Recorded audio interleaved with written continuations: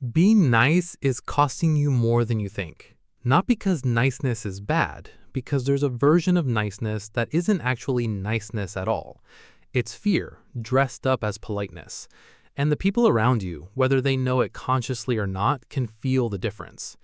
There's a concept in psychology called agreeableness, one of the big 5 personality traits. And here's the uncomfortable finding. High agreeableness correlates with lower income, lower negotiation outcomes, and being consistently passed over for leadership roles. Not because agreeable people are less capable, because they signal something specific about how they value themselves, and other people read that signal. Here's what people-pleasing actually looks like in real life. You say yes when you mean no. You apologize for things that aren't your fault. You shrink your opinion to avoid conflict. You laugh at things that aren't funny to keep the peace. And here's the cost. Documented in a 2022 study in the Journal of Personality, people who consistently prioritize others' comfort over their own tend to be rated as less competent, less confident, and less leadership-worthy by the very people they're trying to please. Trying to be liked is one of the most effective ways to become less respected. Now, here's what makes this genuinely counterintuitive. The research doesn't say be disagreeable. It doesn't say be difficult. It doesn't say be an aggressive negotiator. It says something much more specific, and it comes from a Harvard study on what actually drives long-term respect and social influence. The answer isn't what most people expect. The Harvard research, published in the journal Psychological Review, found that respect is built on 2 things specifically: warmth and competence. Not niceness, warmth. The difference is critical. Niceness is approval-seeking. Warmth is genuine care without the need for validation in return. Competence signals that you know what you're doing and you're willing to stand behind it.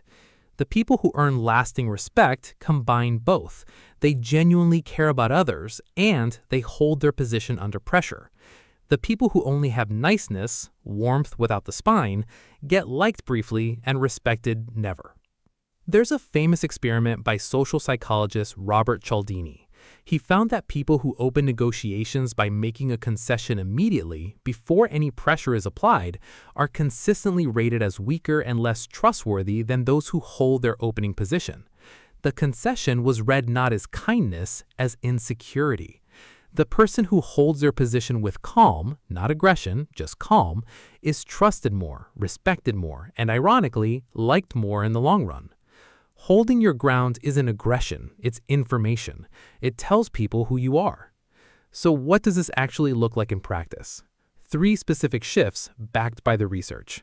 1. Replace apology with acknowledgement. Instead of, "I'm sorry I'm late," try, "Thanks for waiting." You acknowledge the situation without signaling that your time is worth less than theirs. 2. Let uncomfortable silences exist.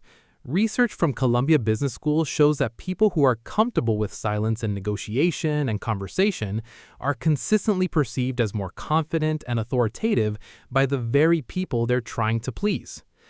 3. Disagree visibly but warmly. "I see it differently" is one of the most powerful phrases in any relationship. It signals you have a position, that you won't just mirror whatever is said to you. Here's the thing that took me longest to understand about this. People don't actually want a yes person in their life. Not really.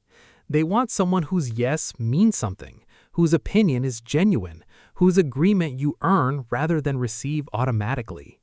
A 2021 meta-analysis of 71 studies found that authentic self-expression, even when it involves disagreement, predicts relationship satisfaction and perceived trustworthiness more strongly than agreeableness does.